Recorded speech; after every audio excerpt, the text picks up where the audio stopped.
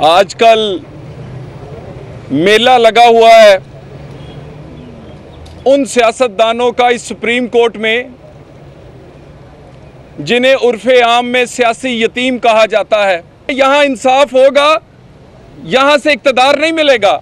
ये जितने सियासी लूले और लंगड़े हैं जिनको कौम ने लूला और लंगड़ा किया है, पाकिस्तान के अवाम 20 करोड़ लोग वो JIT हैं जो इक़्तिदार तक पहुंचाते हैं। हमारा तो मुकदमा सिर्फ इतना सा है कि क्या कोई करप्शन या इख्तियारात का गलत इस्तेमाल हुआ। अगर कोई करप्शन और इख्तियारात का गलत इस्तेमाल नहीं हुआ तो फिर हमें सजा और जजा की कोई फिक्र नहीं, हम मुकदमा जीत गए। आज मियां नवाज शरीफ पीछे पीछे हैं और ये आगे आगे दौड़ रहे हैं। इंशाअल्लाह ताला ये जो आज तक साबित नहीं हुआ, ये आइंदा भी साबित नहीं होगा।